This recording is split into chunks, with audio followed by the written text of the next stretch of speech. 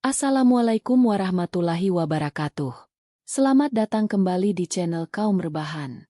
Pada video kali ini, kita akan menyimak sebuah kisah drama balas dendam yang sangat mendebarkan. Cerita ini mengisahkan tentang Dion, seorang menantu tak tahu diri yang tega merencanakan pembunuhan berencana terhadap mertuanya sendiri demi menguasai asuransi 10 miliar rupiah dan melunasi utang judi online. Namun, ia tidak menyadari bahwa skenario kejinya justru menjadi bumerang yang menghancurkan hidupnya sendiri. Sebelum kita mulai ceritanya, jangan lupa untuk klik tombol like, share video ini ke teman-teman kalian, dan subscribe agar tidak ketinggalan cerita-cerita seru dan penuh pesan moral lainnya. Selamat mendengarkan. Suara dering ponsel murahan milik Dion bergetar tak henti-hentinya di atas meja kaca yang retak. Di layarnya, tertera puluhan panggilan tak terjawab dari nomor yang sama. Debt collector, pinjol kejudol. Keringat dingin menetes dari dahi Dion, membasahi kerah kemejanya yang mulai kusam. Utang judi online di aplikasi slot haram itu sudah membengkak hingga ratusan juta rupiah. Jika dalam kurun waktu 24 jam ia tidak menyetor uang muka, orang-orang suruhan bandar mengancam akan mendatangi rumahnya dan memotong jarinya satu persatu. Brengsek! Kenapa pengajuan pinjaman atas nama Hana selalu ditolak? Umpat Dion seraya membanting ponselnya ke sofa. Dion melangkah panik menuju kamar utama milik Pak Dharma, ayah mertuanya. Pak Dharma sedang tidak ada di rumah. Pria tua itu sedang beribadah di masjid kompleks. Ini kesempatan emasnya. Dengan jemari gemetar, Dion membongkar laci-laci lemari kayu jati milik Pak Dharma. Ia mencari sertifikat tanah, BPKB kendaraan, atau perhiasan emas peninggalan almarhumah ibu mertuanya yang bisa ia gadaikan secara diam-diam. Saat membongkar bagian paling bawah lemari yang terkunci, Dion memaksa membukanya menggunakan pisau dapur. Klek! Engsel kayu itu patah. Di dalam kotak besi kecil, bukannya sertifikat tanah yang ia temukan, melainkan sebuah amplop coklat tebal berstempel resmi dari lembaga asuransi ternama. Dion membuka isi amplop itu dengan napas memburu. Matanya terbelalak lebar saat membaca lembar demi lembar dokumen bernuansa hukum tersebut. Polis asuransi jiwa dan kecelakaan diri. Tertanggung. Dharma Santoso, 58 tahun. Uang pertanggungan, 10 miliar rupiah. 10 miliar rupiah. Ahli waris tunggal, Hana Santoso, istri Dion anak kandung. Klausul khusus. Uang pertanggungan akan cair 100% secara instan dalam kurun waktu 3x24 jam apabila tertanggung meninggal dunia akibat kecelakaan murni. Jantung Dion berdegup sangat kencang, bukan lagi karena takut pada penagih utang, melainkan karena keserakahan yang membakar dadanya. 10 miliar rupiah. Angka yang tak pernah bisa ia bayangkan seumur hidupnya. Dengan uang sebanyak itu, ia tidak hanya bisa melunasi seluruh utang judinya, tetapi juga bisa membeli mobil sport, hidup mewah, dan menendang Hana serta ayahnya keluar dari hidupnya. Dion menatap foto Pak Dharma yang tersenyum hangat di atas meja samping tempat tidur. Tatapan Dion yang tadinya cemas kini berubah menjadi dingin, licik, dan penuh kebencian. Tua bangke ini ternyata punya harta tersembunyi sebanyak ini, bisik Dion dengan senyum menyeringai yang mengerikan. Ngapain kamu hidup lama-lama cuma jadi beban, Pak? Senilai 10 miliar. Nyawamu jauh lebih berguna kalau kamu sudah jadi mayat. Dion dengan rapi mengembalikan kotak itu, lalu menyimpan fotokopi polis tersebut di dalam tas pribadinya. Rencana keji itu mulai terbentuk di kepalanya. Cepat, tanpa penyesalan, dan siap dieksekusi. Uap ramuan herbal buatan Hana masih mengepul hangat di meja makan saat Dion melangkah masuk dengan senyum paling manis yang tidak pernah ia perlihatkan selama 3 tahun pernikahan mereka. Tak ada lagi umpatan kasar, tak ada lagi bantingan pintu, atau wajah cemberut menantu benalu yang biasanya menuntut uang belanja Hana untuk membeli saldo judi online. Pagi, Bapak. Pagi, sayang. Sapa Dion lembut. Ia merangkul pundak Hana, lalu mencium puncak kepala istrinya. Sebuah gestur berpura-pura mesra yang membuat Hana tertegun curiga. Hana menghentikan gerak tangannya yang sedang menyiapkan piring. Matanya memicing, menatap suaminya dengan rasa aneh yang mengganjal di dada. Seseorang yang semalam mengamuk dan mengancam akan menceraikannya jika tidak diberi uang 50 juta rupiah. Tiba-tiba berubah menjadi pria penyayang dalam semalam? Ada sesuatu yang tidak beres. Kamu kenapa, Mas? Nggak biasanya begini, tanya Hana dingin. Menarik nafas panjang sembari mengamati ekspresi Dion. Loh, salah kalau Mas mau berubah jadi suami dan menantu yang baik? Dion tertawa kecil. Suara tawa yang dibuat-buat. Ia lalu duduk di sebelah Pak Dharma yang sedang membaca koran pagi. Dion mengambil cangkir teh Pak Dharma dan menuangkan sedikit air hangat. Bertingkah sangat santun. Bapak kan belakangan ini sering mengeluh dada sesak dan pusing. Mas nggak tega melihat Bapak terus-terusan cuma minum obat warung. Pak Dharma menurunkan korannya. Menatap menantunya dari balik kacamata minus. Bapak cuma capek. Dion, tak usah berlebihan. Lagi pula biaya rumah sakit sekarang mahal. Soal biaya, Bapak jangan khawatir. Biar Dion yang urus semuanya. Potong Dion cepat. Suaranya mantap penuh kepura-puraan. Dion punya kenalan dokter spesialis jantung hebat di rumah sakit pusat kota. Kebetulan besok Dion libur. Gimana kalau besok pagi Dion sendiri yang antar Bapak check up total ke kota? Biar kita tahu pasti kondisi kesehatan Bapak. Pak Dharma tersenyum tipis, tersentuh oleh kebaikan palsu sang menantu. Terima kasih, Dion. Kamu ternyata perhatian juga sama orang tua. Namun, di bawah meja makan, tangan Hana mengepal erat. Intuisi seorang wanita jarang meleset. Hana menghampiri Dion saat suaminya berada di dapur untuk mengambil minum. Jujur sama aku, Mas. Ada mau apa kamu tiba-tiba sok perhatian sama Bapak? Bisik Hana menajam, menatap lurus ke dalam bola mata Dion. Kamu punya utang baru lagi? Atau kamu mau pinjam nama Bapak buat pengajuan kredit bank? Dion menyeringai tipis. Namun dengan cepat mengubah mimiknya menjadi wajah terluka yang sangat drama. Tega banget kamu nuduh suamimu sendiri seperti itu. Hana, aku cuma mau berbakti sebelum terlambat. Apa salah kalau aku peduli sama kesehatan mertuaku sendiri? Hana tidak menjawab. Ia hanya menatap Dion yang berlalu pergi membawa tas ke mejanya. Di dalam kamar, Hana secara tak sengaja melihat laci lemari Pak Dharma yang sedikit renggang dengan bekas goresan tajam dingselnya. Saat ia memeriksa ponsel lama Dion yang tertinggal di atas kasur dan sempat menyala, sebuah notifikasi riwayat pencarian peta lokasi muncul di layar. Jurang curam jalur alternatif Bukit Menoreh, area tanpa CCTV. Dada Hana berdegup kencang. Dingin menusuk hingga ke tulang belakangnya. Mengapa Dion mencari lokasi jurang maut yang sepi itu? Di jalur yang sama persis dengan rute menuju rumah sakit pusat kota yang baru saja ia tawarkan pada ayahnya? Malah makin larut saat gerimis membungkus area parkir remang-remang di balik sebuah warung rempah tua di kawasan lereng gunung. Suara musik dangdut berdengung samar dari speaker pecah, menyamarkan bisik-bisik keji dua pria yang duduk di sudut yang paling gelap. Dion menyedot rokoknya dalam-dalam, lalu menghembuskan asapnya ke udara. Di hadapannya duduk Jarot, pria bertubuh kekar dengan tato ular melingkar dari leher hingga lengannya. Jarot bukan sekadar preman pasar. Ia adalah mantan rekan judi Dion sekaligus eksekutor bayaran yang biasa menangani pekerjaan kotor para lintah darat. Kamu gila, Dion, desis Jarot sambil terkehdih pendek. Menantu macam apa yang tega menyewa orang buat menumbalkan mertuanya sendiri? Kamu tahu kan, kalau sampai bocor, kita berdua mendekam di sel seumur hidup. Tutup mulutmu, Jarot. Potong Dion seraya melempar sebuah amplop coklat ke atas meja. Di dalam itu ada DP 50 juta rupiah cash. Sisa 200 juta rupiah akan langsung masuk rekeningmu begitu kabar kematian si tua bangke itu menyebar di berita. Jarot membuka amplop tersebut, menghitung bundelan uang kertas dengan jemari kotornya. Matanya yang licik berbinar. Uang tunai selalu punya cara untuk membungkam moral seseorang. Caranya harus bersih, lanjut Dion, memajukan tubuhnya dan berbisik rendah.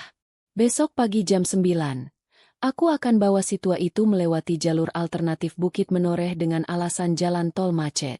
Jalur itu sepi, jurangnya dalam lebih dari 100 meter, dan sama sekali tidak ada kamera CCTV. Kamu cukup ikuti mobilku dari belakang. Jarot mengusap dagunya yang brewok. Terus gimana cara mainnya? Aku akan berpura-pura berhenti di celah tebing karena ban kempes atau mesin overheat. Aku bakal menyuruh si tua tetap duduk di dalam mobil. Dion menyeringai iblis. Matanya berkilat penuh keserakahan. Saat aku pura-pura minta bantuan di pinggir jalan, kamu yang datang pakai mobil box tua milikmu. Tabrak bagian belakang mobilku dengan kecepatan tinggi sampai terdorong dan jatuh masuk ke dasar jurang. Jarod mengangguk-angguk paham, lalu menatap Dion dengan pandangan mengintimidasi. Gampang. Tapi ingat, Dion, aku tahu kamu juga terjerat utang ratusan juta di sindikat slot online tempat kita biasa main. Kalau uang sisa 200 juta itu tidak cair tepat waktu setelah acara pemakaman, bukan cuma mertuamu yang masuk jurang, tapi kamu dan istri manismu itu yang bakal aku habisi. Tenang saja. Polis asuransinya cair 10 miliar rupiah. Sahut Dion penuh percaya diri. Uang segitu cukup buat bikin kita hidup bagai raja. Tanpa mereka sadari, dari balik dinding kayu warung yang berlubang, sebuah perekam suara digital kecil milik seorang pria tua berjaket kusam merekam seluruh percakapan laknat tersebut. Pria itu adalah Pak Slamet, sahabat karib Pak Dharma yang malam itu tak sengaja singgah untuk membeli kopi usai meronda. Dada Pak Slamet bergemuruh hebat. Tangannya gemetar menahan amarah yang meledak. Menantu yang selama ini diberi tumpangan hidup dan diberi kasih sayang oleh Pak Dharma, ternyata sedang merencanakan eksekusi mati bagi penolongnya sendiri besok pagi. Pagi harinya, udara dingin menyelimuti pelataran rumah. Dion sudah memanaskan mobil MPV putih miliknya dengan gelisah. Ia terus melihat jam tangan, menanti Pak Dharma turun. Tepat pukul 8 WIB, Pak Dharma keluar dari pintu depan, didampingi Hana yang memegang erat lengan ayahnya. Wajah Hana pucat. Matanya sembab namun memancarkan kilat ketegangan yang ditahannya rapat-rapat. "Mas, yakin mau lewat jalur Bukit Menoreh?" Tanya Hana tiba-tiba saat Dion membukakan pintu mobil untuk Pak Dharma. "Jalanan di sana rawan dan sepi. Lewat jalan utama saja." "Sudah, kamu tenang saja di rumah." Potong Dion cepat dengan nada tidak sabar. "Jalan utama itu jam segini macet total. Bapak butuh penanganan cepat di rumah sakit. Percaya sama suamimu." Baru saja Dion hendak memasukkan kunci kontak. Krek-brek. Suara keras terdengar dari bawah mesin MPV milik Dion. Disikuti kepulan asap tipis dan tumpahan oli hitam yang mengalir deras di atas paving. Dion melompat keluar dengan umpatan kasar. Radiator dan selang oli mobilnya mendadak bocor parah secara misterioso. "Aduh, kok bisa begini?" Umpat Dion panik. Waktunya makin mepet. Jarod pasti sudah bersiap di titik eksekusi. Jika rencana ini batal, utang judi online-nya hari ini akan berlanjut pada ancaman nyawa dari para debt collector. Di tengah kepanikan Dion, sebuah suara klakson nyaring mengejutkannya. Sebuah mobil kijang tua berwarna biru metalik milik Pak Slamet berhenti tepat di depan pagar. Pak Slamet turun dengan senyum tenang yang menyembunyikan badai di dadanya. "Ada apa ini, Dion? Mobil mogok?" tanya Pak Slamet santai. "Iya, Om Slamet. Padahal saya harus antar Bapak check up ke rumah sakit kota sekarang juga," jawab Dion dengan wajah frustrasi. "Ya sudah, pakai kijang tua saya saja," tawar Pak Slamet tegas. "Kebetulan saya juga mau ke arah kota ada urusan. Pak Dharma biar naik mobil saya. Kamu yang menyetir. Dion, biar saya duduk di sampingmu." Dion tertegun sejenak. Rencana awalnya adalah menggunakan MPV-nya agar ia bisa melompat keluar saat mobil ditabrak Jarod. Namun, melihat kijang tua ini, otaknya berpikir cepat. Kijang tua ini tak punya airbag dan bobotnya berat. Sekali dorong dari mobil box Jarod, pasti langsung hancur menghantam dasar jurang.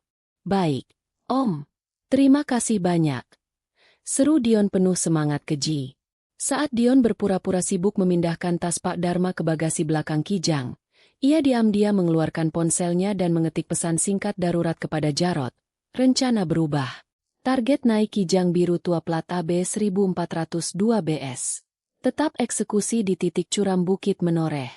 Namun, Dion tidak sadar bahwa di saat ia sibuk dengan ponselnya, Jarod, yang ternyata memantau dari kejauhan di area kompleks menggunakan motor metik, sudah menerima instruksi singkat tersebut. Jarod, yang panik karena harus beraksi di tengah jalan tanpa kepastian lokasi berhenti Dion, tidak ingin mengambil risiko gagal. Saat Pak Slamet dan Pak Dharma berpamitan pada Hana di dalam rumah, Jarod merayap cepat di bawah kolong kijang tua yang terparkir di luar pagar. Dengan tang potong baja yang dibawanya, Jarod mencengkeram selang rem utama roda depan kijang tersebut, lalu memotongnya hingga hampir putus total, menyisakan lapisan tipis yang akan langsung pecah saat pedal rem diinjak kencang di turunan. Jarod menyeringai puas. Tak perlu menunggu ditabrak. Mobil tua tanpa rem di turunan curam bukit menoreh dipastikan akan menjadi peti mati bagi siapapun yang ada di dalamnya. Mesin kijang tua itu meraung ketika menanjak di sepanjang jalan berliku bukit menoreh. Di balik kemudi, Dion bersiul kecil dengan raut wajah penuh percaya diri. Di kursi belakang, Pak Dharma duduk tenang sambil menggenggam tas kecilnya. Sementara Pak Slamet duduk di samping Dion, matanya tajam memperhatikan setiap gerak-gerik sang menantu benalu. Jalanan sepi sekali ya, Dion, ujar Pak Slamet tiba-tiba, memecah keheningan kabin. Cocok sekali kalau ada yang mau berbuat jahat di sini. Tak akan ada yang mendengar teriakan korban. Dion tertawa hambar, mencoba menutupi rasa canggungnya. Ah, Om Slamet bisa saja bercanda. Pagi-pagi begini memang jalur alternatif selalu sepi. Mobil kini telah mencapai puncak tertinggi Bukit Menoreh dan mulai melintasi turunan curam yang diapit dinding tebing cadas di sisi kanan dan jurang tanpa batas di sisi kiri. Dion melirik spion tengah, memastikan Pak Dharma duduk pasrah. Ini saatnya, pikir Dion. Sesuai skenario di kepalanya, ia berniat berpura-pura menghentikan mobil di tepi jurang dengan alasan mesin panas, lalu membiarkan Jarod menabrak mereka dari belakang. Dion menginjak pedal rem untuk memelankan laju mobil di tikungan tajam. Klek! Pedal rem terasa melesak amblas hingga menempel ke lantai mobil tanpa tahanan sedikit pun. Kecepatan mobil tidak berkurang sama sekali. Justru makin meluncur deras mengikuti gaya gravitasi turunan. Keringat dingin membasahi seluruh tubuh Dion seketika. Muka pria itu memucat bagai mayat. Ia mengocok pedal rem berkali-kali secara histeris. Namun mobil tetap meluncur tak terkendali. Remnya blong total. Brengsek! Kenapa remnya nggak berfungsi? Jerit Dion panik setengah mati. Tangan Dion gemetar hebat memegang kemudi saat mobil tua itu melaju kencang melebihi 90 km per jam mendekati tikungan patah di pinggir jurang. Dion tidak tahu bahwa Jarod telah merusak selang rem mobil ini sebelum berangkat. Senjata makan tuan. Rencana pembunuhan berencana yang ia susun kini justru mengancam nyawanya sendiri. Dion! Banting setirnya. Teriak Pak Dharma dari kursi belakang. Wajahnya menegang. Di titik paling kritis. Tepat di depan tikungan maut tempat jurang menganga lebar, Dion membeku karena ketakutan yang mencekat lehernya. Ia pasrah, siap meluncur menuju kematian di dasar jurang. Namun, Pak Slamet bergerak secepat kilat. Tanpa ragu sedikit pun, Pak Slamet menyambar lingkar kemudi dari tangan Dion, lalu membanting setir secara ekstrim ke arah kanan, menuju dinding tebing batu keras, demi menghindari jurang mematikan di sebelah kiri. Duar! Benturan dahsyat menghantam bagian depan kijang tua itu. Suara logam beradu dengan batu cadas menggema keras di celah bukit. Kap mesin terlipat hancur.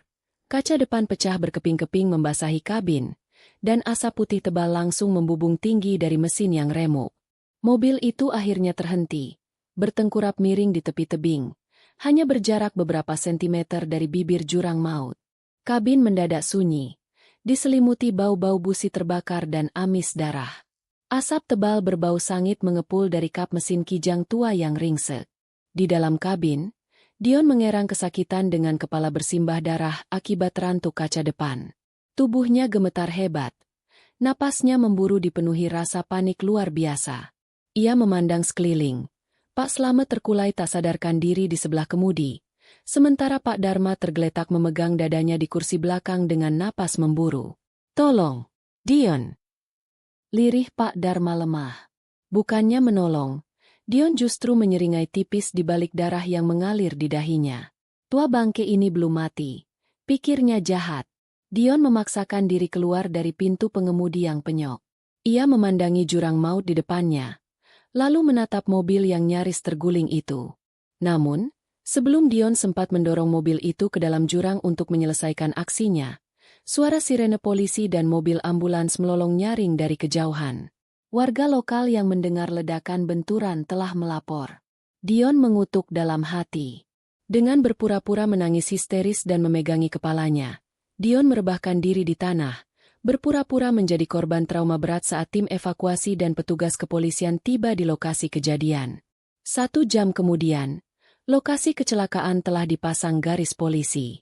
Tim mekanik kepolisian menyusup ke bawah bangkai mobil Kijang untuk memeriksa penyebab kecelakaan. "Komandan, mari lihat ini," panggil petugas mekanik senior sambil menunjuk ke arah selang rem utama roda depan.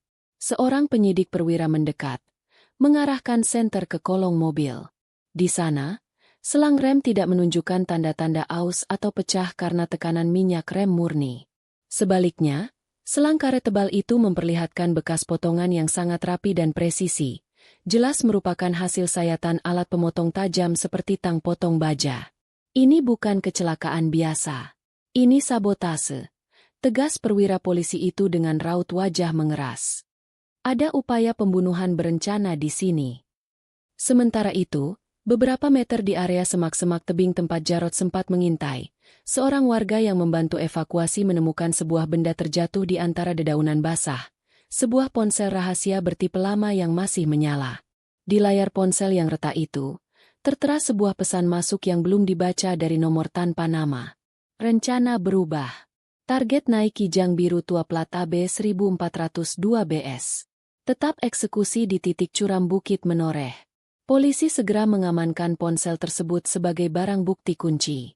Sementara Dion dibawa menuju puskesmas terdekat dengan luka ringan, ia belum menyadari bahwa jejak kejahatannya dan kebodohan Jarod telah tertinggal rapat di tempat kejadian perkara, siap menjerat lehernya sendiri. Merasa takdir berpihak padanya karena mengira Pak Dharma tak akan selamat setelah dilarikan ke ICU, Dion memutar arah mobil taksi yang ditumpanginya dari puskesmas. Bukannya mendatangi rumah sakit, Dion justru melangkah percaya diri menuju rumah utama milik keluarga Pak Dharma. Luka memar di dahi dan perban di kepalanya tak sedikit pun mengurangi rasa jemawa yang meletup-letup di dadanya. "Uang 10 miliar rupiah itu sebentar lagi milikku," batin Dion girang. Ia mendobrak pintu depan rumah tanpa rasa hormat. Di dalam ruang tamu, Hana sedang terduduk lemas di sofa dengan air mata yang terus mengalir, memegang ponselnya yang hening. Begitu melihat Dion masuk dengan gaya bak raja, Hana meledak. "Mas, bagaimana kondisi Bapak? Kenapa kamu malah pulang dan ninggalin Bapak di rumah sakit?" jerit Hana histeris seraya bangkit menghampiri Dion. Bukannya menenangkan sang istri, Dion justru menepis kasar tangan Hana hingga wanita itu tersungkur ke lantai. Dion tertawa terbahak-bahak, sebuah tawa dingin dan kejam yang menyibak seluruh topeng kepura-puraannya selama ini. "Bapakmu? Si tua bangke yang tak berguna itu sebentar lagi bakal jadi mayat busuk di tanah," bentak Dion dengan tatapan penuh kebencian. Ia melangkah ke kamar utama, lalu menyeret koper Hana dan membuang seluruh pakaian istrinya ke halaman rumah yang kotor. "Mas, kamu gila?" histeris Hana, memegangi kaki Dion. "Kenapa kamu tega banget sama aku dan Bapak?" Dion mencengkeram rahang Hana dengan sangat keras, memaksa istrinya menatap wajahnya yang penuh kesombongan. "Dengar baik-baik, perempuan bodoh. Selama 3 tahun aku sudi bertahan di rumah ini cuma buat nunggu momen ini. Rumah ini, harta ini, dan yang paling penting, polis asuransi jiwa bapakmu senilai 10 miliar rupiah itu sebentar lagi bakal cair ke rekeningku." Hana terhenyak. Matanya terbelalak lebar. "Asuransi? Ya, 10 miliar. Seru Dion penuh kebanggaan yang menjijikan. "Begitu sertifikat kematian si tua itu terbit, aku bakal bayar semua utang judiku, beli mobil mewah, dan mengusirmu seperti anjing kurap. Aku sudah punya calon istri baru yang jauh lebih cantik dan penurut dibanding kamu yang melarat."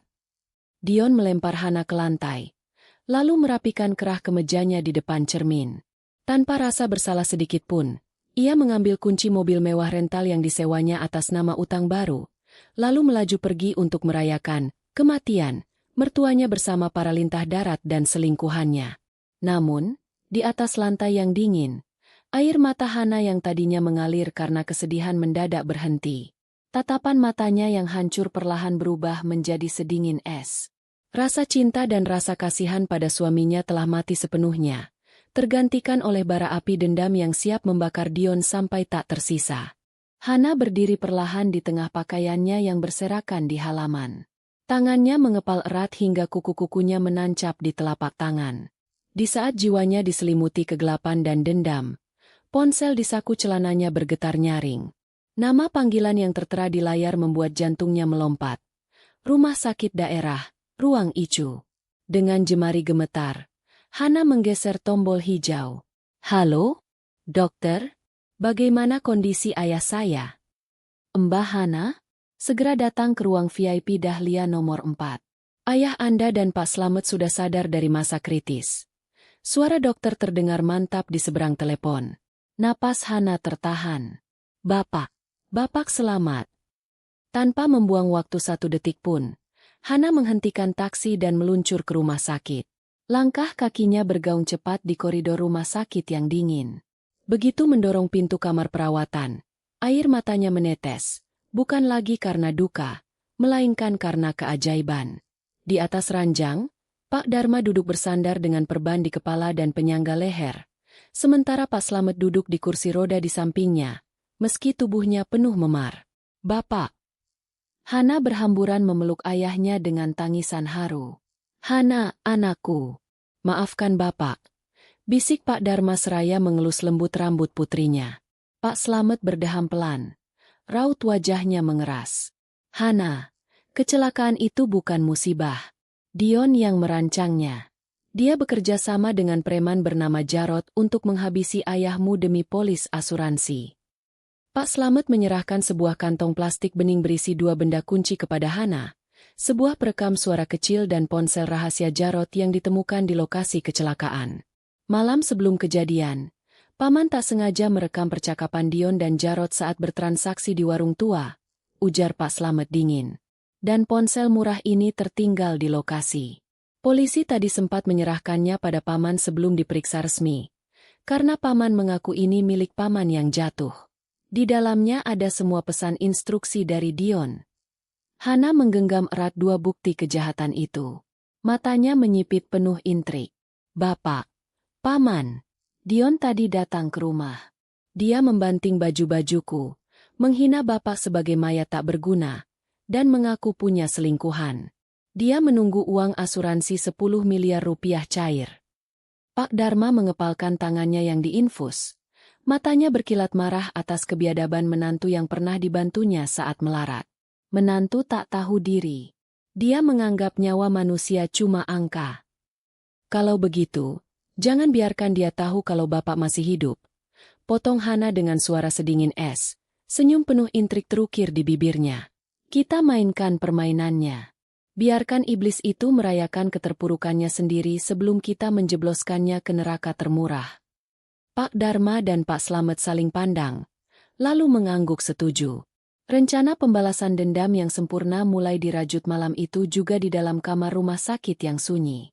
Di bawah temaram lampu kamar rumah sakit, rencana pembalasan dendam itu dipoles tanpa celah. Hana menyeka sisa air matanya, menggantinya dengan tatapan dingin penuh keputusasaan palsu. Ia memegang ponselnya dan menelepon Dion dengan suara yang dibuat bergetar dan terisak-isak, memunculkan efek dramatis yang sempurna. Mas Hicks, Bapak sudah nggak ada, bisik Hana di telepon, berpura-pura menangis histeris.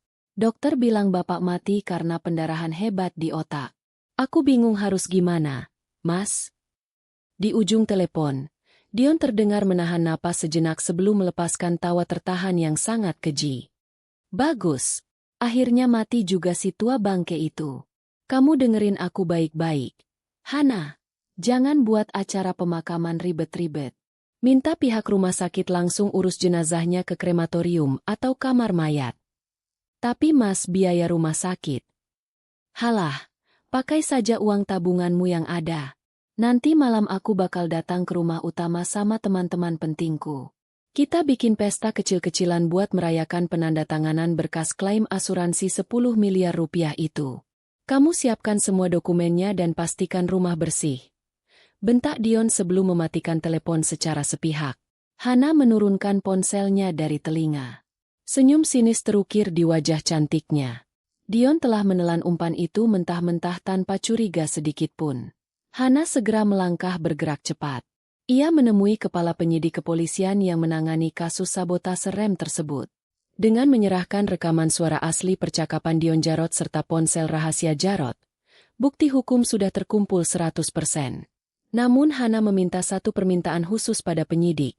Penangkapan tidak dilakukan di kantor polisi, melainkan secara terbuka di rumah utama malam ini, tepat di puncak kesombongan Dion. Tak hanya itu, Hana memanfaatkan kenalan media massa lokal untuk menyebarkan berita kilat palsu di situs berita daring dengan judul bombastis. Kecelakaan maut Bukit Menoreh. Korban pria parubaya tewas mengenangiskan di tempat. Berita buatan itu langsung diunggah dan disebar luas, memastikan Dion dan para lintah darat penyedia jasa judi online makin yakin bahwa Pak Dharma memang telah meregang nyawa. Sementara Dion sibuk memesan catering mewah dan mengundang selingkuhannya untuk merayakan kemenangan di rumah mertuanya. Ia tidak sadar bahwa panggung eksekusi sosial dan hukumnya sedang dirakit dengan amat rapi oleh istri yang selama ini ia sepelekan. Malam makin pekat ketika pelataran rumah utama Pak Dharma berubah menjadi arena pesta yang bising.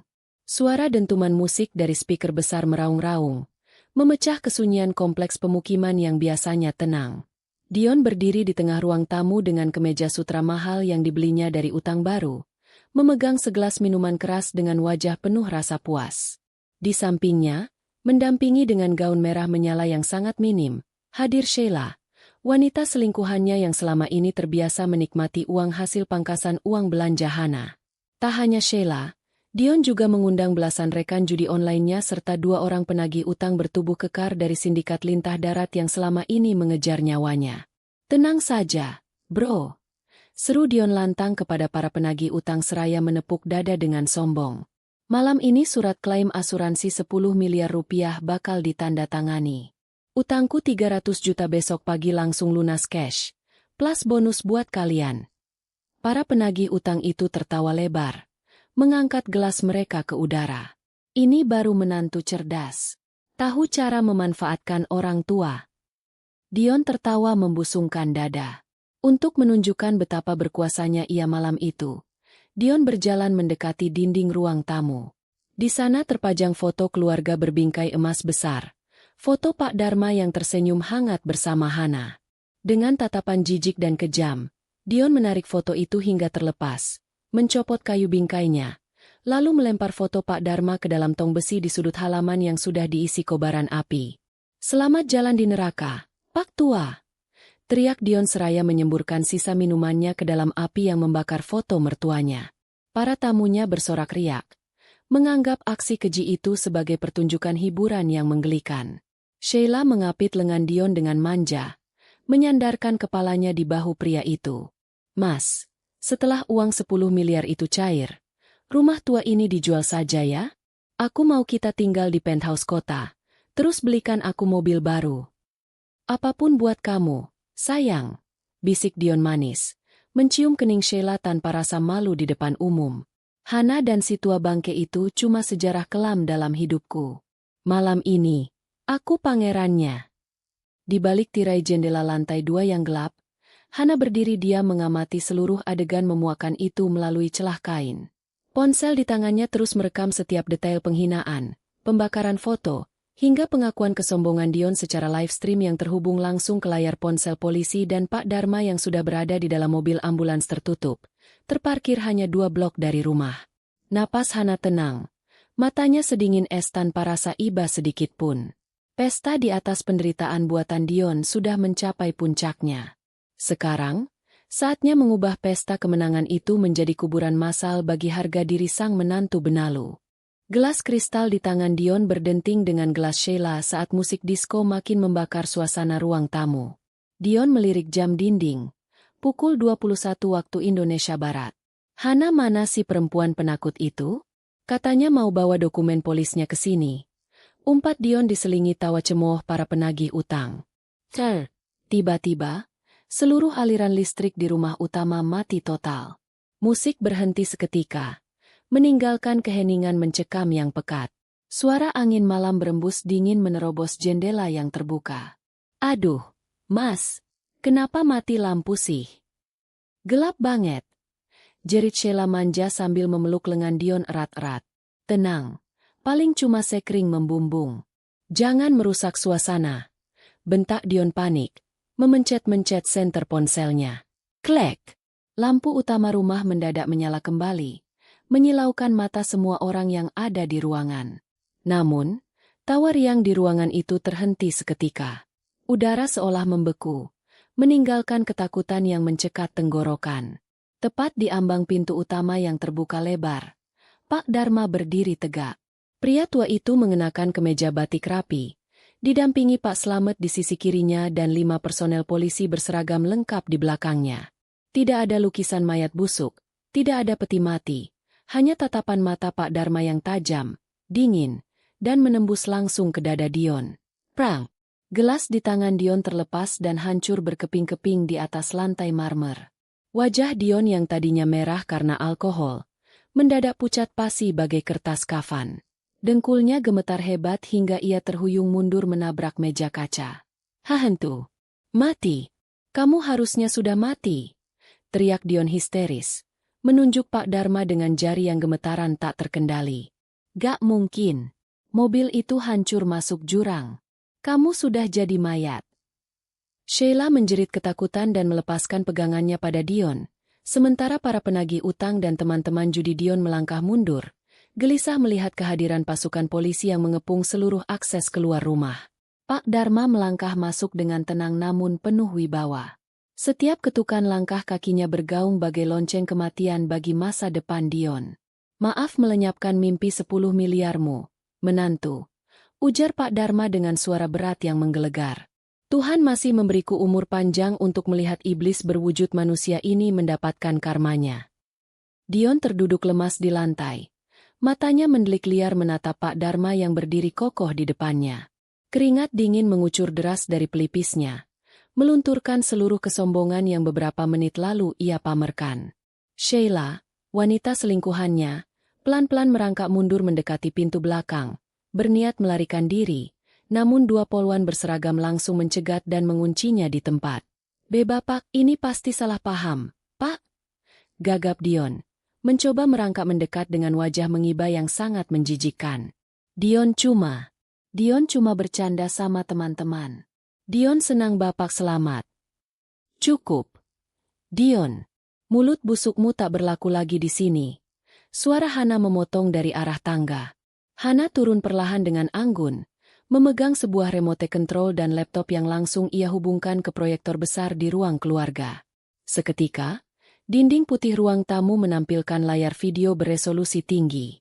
Bzzz. Suara rekaman audio jernih menggelegar dari speaker utama, memekakan telinga seluruh tamu yang hadir.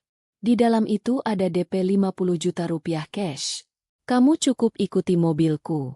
Tabrak bagian belakang mobilku dengan kecepatan tinggi sampai terdorong dan jatuh masuk ke dasar jurang. Terdengar sangat jelas suara asli Dion saat bertransaksi dengan Jarod di warung tua. Tak berhenti di situ, layar proyektor berganti menampilkan rekaman dashcam mobil Kijang yang merekam detik-detik saat Jarod menyusup di bawah mobil, lengkap dengan foto bukti fisik selang rem yang dipotong rapi menggunakan tang baja. Wajah para penagih utang dan rekan judi Dion berubah menjadi pucat pasi. Mereka sadar bahwa malam ini mereka tidak sedang menghadiri pesta calon miliarder, melainkan jebakan hukum atas kasus percobaan pembunuhan berencana. Bukan cuma itu, lanjut Hana dengan suara dingin. Ia menekan tombol lain, menampilkan salinan mutasi rekening Dion yang baru saja disita polisi, memperlihatkan aliran dana judi online, transaksi uang muka pembunuhan, hingga pesan teks ke Gideon yang menghina ayahnya sebagai mayat tak berguna. Kamu bilang mau mencairkan polis 10 miliar rupiah untuk bayar utang dan menikahi selingkuhanmu ini. Hana menunjuk Sheila yang kini menangis histeris. Bahkan sampai detik ini, namaku adalah ahli waris tunggal. Kamu tak punya hak sepeser pun atas harta, rumah, maupun napas keluarga kami. Perwira polisi melangkah maju, mengeluarkan sepasang borgol besi yang berkilat di bawah lampu ruang tamu. Dion Pratama, Anda kami tangkap atas sangkaan pasal 340 KUHP junto pasal 53 tentang percobaan pembunuhan berencana. Semua bukti sudah lengkap. Dion meratapi nasibnya, menggeleng-gelengkan kepala bagai orang gila saat melihat seluruh topeng kejahatannya dikuliti habis di depan orang-orang yang sebelumnya ia sombongkan. Bunyi gemerincing logam dingin beradu saat borgol besi mengunci rapat kedua pergelangan tangan Dion. Bau alkohol dan minyak wangi mahal yang tadinya menyengat kini tertutup oleh bau keringat dingin ketakutan yang mengucur dari tubuhnya. Dion bersimpuh di atas lantai marmer, memegangi kaki Pak Dharma dengan wajah yang penuh lelehan air mata dan ingus. "Bapak, tolong Dion." "Pak." Dion hilaf. "Ini semua karena pengaruh setan dan utang judi." "Pak, Dion masih menantu Bapak." Jerit Dion histeris, melupakan seluruh kata-kata kejam yang baru saja ia lontarkan beberapa jam lalu. Pak Dharma tidak berkedip sedikit pun. Dengan tatapan jijik dan dingin, ia menggeser kakinya hingga genggaman tangan Dion terlepas. "Setan tidak pernah menyuruhmu memotong rem mobilku, Dion. Keserakahan dan kebusukan hatimu sendiri yang membawamu ke sini." Di sudut ruangan, para penagih utang yang menyadari bahwa Dion adalah penipu melarat yang tak punya uang sepeser pun, mendadak berang. Salah satu pria kekar bertato melangkah maju dan merampas kunci mobil rental yang dipegang Dion, beserta jam tangan serta ponsel mahal milik Dion. "Brengsek kamu. Berani-beraninya kamu pakai uang hasil menipu buat bayar DP ke kami." Bentak penagih utang itu seraya meludahi lantai di depan wajah Dion. "Awas kamu di penjara nanti. Kami pastikan hidupmu tak bakal tenang." Sheila, yang tadinya memuja Dion bagai pangeran kaya raya, menatap Dion dengan pandangan penuh rasa benci dan jijik. "Dasar pria melarat gila. Lepasin aku. Aku nggak ada hubungannya sama pembunuh ini." Teriak Sheila seraya menepis tangan Dion yang mencoba meminta pertolongan darinya saat Polwan menyeretnya keluar rumah untuk dimintai keterangan. Hana berjalan perlahan mendekati Dion yang terkulai di lantai bagai anjing kurap yang dibuang pemiliknya. Dari dalam tas tangannya, Hana mengeluarkan selembar amplop putih tebal. Tanpa ragu, Hana melempar amplop itu tepat ke wajah Dion. Plak! Lembaran kertas di dalamnya berserakan di atas dada Dion. "Itu surat gugatan cerai dan pencabutan seluruh hak waris maupun kewarganegaraan keluargaku atas namamu," tegas Hana dengan suara mantap tanpa getaran. "Tanda tangani sekarang di depan polisi, atau aku pastikan pengacaraku memperberat tuntutan hukummu hingga hukuman mati." Dion memandangi kertas bertuliskan gugatan cerai dan pernyataan pemutusan hubungan hukum itu dengan tangan gemetar. Dengan dipaksa petugas, Dion menandatangani berkas tersebut sambil terisak-isak meratapi nasibnya yang hancur berkeping-keping dalam sekejap mata. Saat dua petugas polisi menyeret Dion keluar melewati pelataran rumah, para tetangga kompleks yang mendengar keributan sudah berkumpul di depan pagar. Mereka bersorak dan melempar tatapan cemooh pada Dion, pria yang selama ini bergaya bagai orang kaya padahal hanyalah menantu benalu yang tega merencanakan pembunuhan demi judi online. Ruang sidang utama pengadilan negeri dipenuhi oleh riuh rendah bisik-bisik pengunjung dan wartawan media massa. Di kursi pesakitan, Dion duduk tertunduk lemas dengan pakaian tahanan oranye yang kusam dan kepala plontos. Wajahnya tirus, matanya cekung, serta garis-garis kecemasan terpatri jelas di kulitnya yang pucat. Jarod, sang eksekutor bayaran, duduk di sebelahnya dengan borgol berat yang mengikat kedua tangannya. "Majelis hakim yang terhormat," tim kuasa hukum Dion memulai pembelaannya dengan nada memelas. "Klien kami bertindak di bawah tekanan psikologis yang luar biasa akibat jeratan utang dan manipulasi lingkungan. Kami memohon agar klien kami dirujuk untuk pemeriksaan kejiwaan karena adanya indikasi gangguan mental saat peristiwa terjadi." Dion langsung memasang raut muka bingung, matanya dikedip-kedipkan secara liar, dan tubuhnya digoyangkan ke depan dan belakang. Seseorang yang mencoba berpura-pura gila demi meloloskan diri dari jerat hukum. Namun, Hana yang duduk di barisan depan pengunjung sidang bersama Pak Dharma dan Pak Slamet hanya menyunggingkan senyum dingin. Rencana picik itu sudah mereka antisipasi sejak jauh-jauh hari. "Izin interupsi, Yang Mulia." Jaksa penuntut umum berdiri dengan penuh wibawa, memegang serangkaian dokumen resmi berstempel Rumah Sakit Jiwa Pusat. "Kami mengajukan bukti tandingan berupa hasil pemeriksaan tim psikiatri forensik independen. Terdakwa Dion Pratama dinyatakan 100% sehat secara mental, sadar penuh, dan memiliki tingkat kognitif sempurna saat merencanakan pembunuhan berencana ini secara bertahap dan sistematis." Gumam kekecewaan dan cemoohan dari para pengunjung sidang membahana di ruang pengadilan. Dion membeku. Pura-pura gilanya gagal total di depan publik. Jaksa kemudian memutar kembali seluruh bukti digital, rekaman percakapan transaksi bernilai 50 juta rupiah, percakapan pesan singkat mengenai perubahan mobil target, serta kesaksian ahli mekanik yang membuktikan potongan selang rem adalah tindakan sabotase sengaja yang berpotensi memakan korban jiwa massal. Ketua Majelis Hakim mengetukkan palunya 3 kali dengan dentuman keras yang menggetarkan ruangan. Udara terasa memadat saat hakim membacakan amar putusan.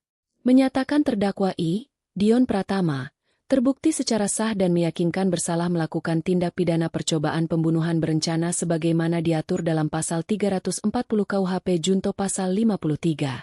Mempertimbangkan tidak adanya hal yang meringankan, kejahatan yang tidak bermoral, serta dampaknya pada keluarga korban. Menjatuhkan pidana terhadap terdakwa dengan hukuman penjara seumur hidup. Terdakwa 2, Jarod, dijatuhi hukuman 15 tahun penjara. Lanjut hakim tegas. Dion tersentak bagai tersambar petir. Hukuman penjara seumur hidup. Dunia di sekitarnya mendadak runtuh total. Ia histeris, melompat dari kursinya dan berlutut memohon di depan meja hakim, lalu berbalik menatap Hana dengan mata bersimbah air mata. "Hana, tolong aku. Hana, cabut tuntutannya. Aku masih suamimu. Aku mohon." Jerit Dion melolong-lolong saat 2 petugas kejaksaan mencengkeram bahunya dan menyeretnya keluar dari ruang sidang. Hana berdiri melipat tangan di dada, menatap Dion yang diseret bagai sampah tanpa melayangkan sepatah kata pun. Tidak ada air mata, tidak ada rasa iba, hanya kepuasan mutlak melihat iblis pemeras itu mendapatkan karma setimpal atas setiap tetes kejahatannya. Hujan gerimis membungkus area lembaga pemasyarakatan berwawasan keamanan tinggi di pinggiran kota. Di dalam sel tahanan berukuran 2 kali 3 meter yang lembab dan berbau apak, Dion duduk meringkuk di atas lantai semen yang dingin. Pakaian tahanan oranyenya yang kotor menjadi saksi bisu kejatuhan totalnya. Tak ada lagi mimpi mobil mewah, tak ada lagi tumpukan uang judi online, dan tak ada lagi teman-teman yang memujanya. Sesama narapidana di dalam sel yang mengetahui kasus pembunuhan berencana terhadap mertua sendiri memperlakukannya dengan sangat hina, Dion dijadikan pembantu sel yang saban hari dipaksa mencuci pakaian dan membersihkan toilet tanpa diupahi sepeser pun. "Woi, menantu iblis, cuci baju kami sampai bersih," bentak salah satu narapidana bertato penuh sambil melempar tumpukan pakaian kotor tepat ke wajah Dion. Dion hanya bisa mengangguk pasrah seraya menahan tangis penyesalan yang membakar dadanya setiap malam. Setiap kali ia memejamkan mata, bayangan wajah Pak Dharma yang berdiri tegar dan senyum dingin Hana terus menghantuinya bagai mimpi buruk tanpa akhir. Hukuman penjara seumur hidup memastikan bahwa masa depannya sudah mati di balik jeruji besi ini. Sementara itu, ratusan kilometer dari penjara, suasana megah menyelimuti ballroom Hotel Bintang 5 di pusat ibu kota. Cahaya lampu kristal memantulkan kemewahan acara peresmian ekspansi bisnis manufaktur terbesar tahun ini. Hana berdiri di atas panggung utama dengan gaun malam berwarna biru elegan. Penampilannya anggun, memancarkan aura kepemimpinan yang tangguh dan penuh percaya diri. Di sisinya, Pak Dharma berdiri gagah memotong pita peresmian, memancarkan raut kebahagiaan dan kesehatan yang telah pulih sepenuhnya. "Terima kasih atas kepercayaan para mitra bisnis," ujar Hana di depan mikrofon. Suaranya mantap bergaung ke seluruh penjuru ruangan yang dipenuhi para pengusaha ternama dan awak media. "Perusahaan ini berdiri tegak hari ini bukan hanya karena kerja keras, tetapi karena kejujuran, keteguhan, dan keadilan yang selalu kami pegang teguh." Tepuk tangan riuh membahana. Pak Slamet, yang kini resmi diangkat sebagai Direktur Operasional dan Mitra Bisnis Utama Keluarga, tersenyum bangga di barisan depan sambil memberikan penghormatan kecil. Usai acara, Hana melangkah ke balkon lantai atas, memandangi gemerlap lampu kota yang indah di bawah langit malam. Udara segar berembus lembut membelai wajahnya. Segala pengkhianatan, intrik keji, dan penderitaan masa lalu telah basuh bersih oleh keberaniannya menuntut keadilan. Hana menyesap segelas cangkir teh hangatnya, lalu tersenyum manis menatap masa depannya yang cerah. Sebuah kemenangan mutlak dan kejayaan sejati yang diraih di atas keruntuhan total sang menantu benalu. Sepandai-pandainya membungkus kejahatan dan keserakahan, kejujuran dan keadilan akan selalu menemukan jalannya. Dion harus membayar mahal kejahatannya dengan mendekam di penjara seumur hidup, sementara Hana dan ayahnya berhasil bangkit meraih kejayaan. Bagaimana pendapat kalian tentang pembalasan dendam Hana dan Pak Dharma? Tuliskan tanggapan kalian di kolom komentar di bawah ya. Jika kalian menyukai cerita ini, jangan lupa klik like, share video ini, dan subscribe channel ini serta aktifkan lonceng notifikasinya agar kalian selalu mendapat pembaharuan cerita menarik berikutnya. Terima kasih sudah menonton. Sampai jumpa di cerita selanjutnya.